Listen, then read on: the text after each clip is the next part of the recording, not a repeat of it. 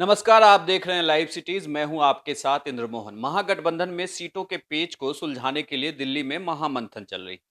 इस महामंथन से अभी तक कुछ निकला नहीं है।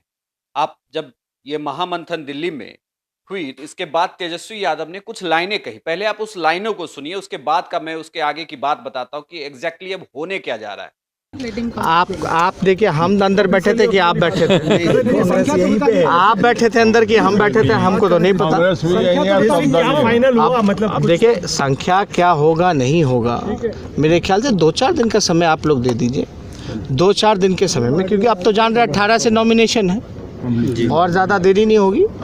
लेकिन एक लोगों में एक आपसी समझ होनी चाहिए, एक कंफर्ट होना चाहिए। वो चीज़ें जो हैं दुरुस्ती के साथ हैं। ठीक है, थोड़ा देर लोग कह सकते हो सकता है, लेकिन बड़े मजबूती के साथ हम लोग आएंगे। लोग कहते देर आए, एनडीए से बार-बार ये कह रहे हैं कि आप लोग सब कुछ ठीक नहीं है। एनडीए कह रहा है कि सब कुछ ठीक नहीं है, इसलिए देर हो। एक सेकंड यार, एनडीए कह रहा है कि एनडीए बचा कहाँ में यार? कहते कहां से जेडीयू लड़ेगा, कहां से गंज कर रहा है सर। आप देखिए ना, एनडीए में पहले खुशवाहा जी थे, मांझी जी थे, सन ऑफ मला मुकेश सहनी जी थे, सब तो यहाँ हैं। तो ठीक है क्या? वो अपने आप को ठीक कैसे कह रहे हैं फिर, जब ये लोग ही नहीं रहे, एनडीए रहा ही नहीं, तो वो कहाँ से ठीक है? गंज कर रहे हैं कि जाके तेजस्वी यादव ने जो कुछ कहा उसमें यह तो तय था कि सीटों के बंटवारे पर बातचीत चल रही। हमने थंबनेल में भी ये लिखा है कि दिल्ली तो बहाना है लेकिन फैसला रांची से आना है, और तेजस्वी यादव ने भी इस पर मुहर लगा दी। दरअसल तेजस्वी यादव ये कह रहे हैं कि फैसला 2-3 दिनों के अंदर आ जाएगा। ये तय हो जाएगी कि कौन सी पार्टी कितने सीटों से चुनाव लड़ेगी और कौन से उम्मीदवार कहां से चुनाव लड़ेंगे। लाइव सिटीज चुनाव से जुड़ी तमाम जानकारियां आपको दे रहा है कि महागठबंधन में सीटों का फैसला कैसे चल रहा है, क्या क्या होने वाला है। अब जरा तेजस्वी यादव के बयान से आप सिलसिलेवार तरीके से तार को जोड़ते चलिए। तेजस्वी यादव ये कह रहे हैं कि अगले 2 से 3 दिन लगेंगे सीटों के फैसले होने पर। कल जब महागठबंधन की बैठक चल रही थी, उस दौरान भी बैठक में बीच से निकले थे सिर्फ तेजस्वी यादव, जो फोन पर लगातार किसी से बात कर रहे थे और शायद बता रहे थे कि एग्जैक्टली चल क्या रहा है, किन सीटों पर पेच फंसा हुआ है। कुछ सीट ऐसी है जिसको कांग्रेस छोड़ना नहीं चाहती और आरजेडी उस पर लगातार ये कह रही है कि हम अपने कैंडिडेट उतारेंगे। वहीं कुछ उम्मीदवारों को लेकर यह बात भी कही जा रही है कि वहां ना तो कांग्रेस उम्मीदवार देगी ना आरजेडी। वो उम्मीदवार निर्दलीय चुनाव लड़ सकते हैं और उनको ये पार्टियां बाहर से समर्थन करेगी। इन सीटों पर भी पेच फंसा हुआ है। लेकिन अब जरा इस पेच को आगे बढ़ाइए और सुलझाइए इस मसले को कि यह 2-3 दिन बार बार क्यों कहा जा रहा है।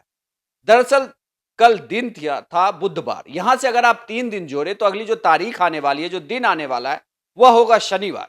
शनिवार वही दिन होता है जब लालू यादव गेस्ट से मिलते हैं, और जब महागठबंधन में सीटों का फैसला दिल्ली से होगा, यह चिट्ठी 40 उम्मीदवारों के नाम की चिट्ठी वहां से उड़ान भरकर रांची पहुंचेगी। रांची में लालू यादव के सामने फिर से ये नेता बैठेंगे।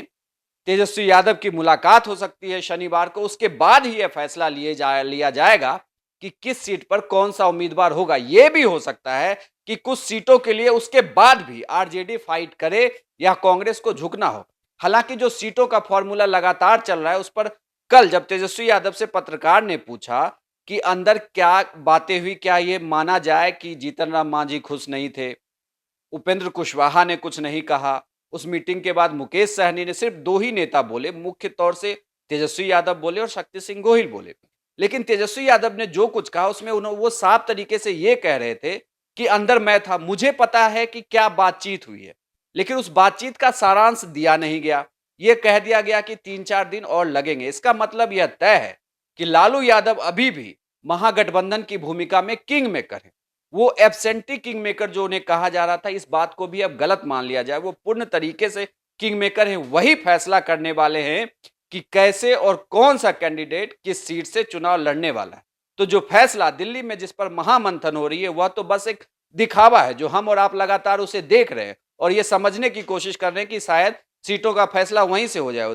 दिल्ली की बैठकी में सिर्फ इस बात का फैसला हो रहा है कि कौन सा कैंडिडेट चुनाव लड़ेगा। अगर कोई सीट पर 2 पार्टियां एक साथ झगड़ रही हैं कि यहां से उनका भी उम्मीदवार होना चाहिए, या तो कांग्रेस का हो या आरजेडी का हो या आरएलएसपी का हो या जीतन राम मांझी की पार्टी का हो या मुकेश सहनी की पार्टी का, लेकिन उसमें अब यह तय करना फाइनली लालू यादव को ही है।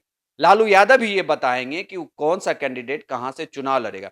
तो आप 3 दिन का इंतजार ना करिए। आप शनिवार की तारीख को याद कर लीजिए। शनिवार को सीटों का फैसला हो जाएगा, कौन से कैंडिडेट कहां से चुनाव लड़ेंगे। यह भी हो सकता है कि फिलहाल सिर्फ पहले फेज के लिए ही कैंडिडेट के नाम की घोषणा हो, आगे की घोषणा के लिए होली के बाद की कोई तिथि तारीख तय कर दी जाए। देश दुनिया की तमाम खबरों के लिए आप लाइव सिटीज देखते रहिए और खास करके चुनाव से जुड़ी तमाम खबरों के लिए सिर्फ और सिर्फ आप लाइव सिटीज ही देखें, क्योंकि लाइव सिटीज ही चुनाव पर जुड़ी बिहार की सबसे बड़ी कवरेज कर रहा है। अगर आपने अभी तक हमारे चैनल को सब्सक्राइब नहीं किया है तो इसे सब्सक्राइब कर लें और खबरों को डिटेल से पढ़ने के लिए आप livecities.in पर जा सकते हैं। धन्यवाद।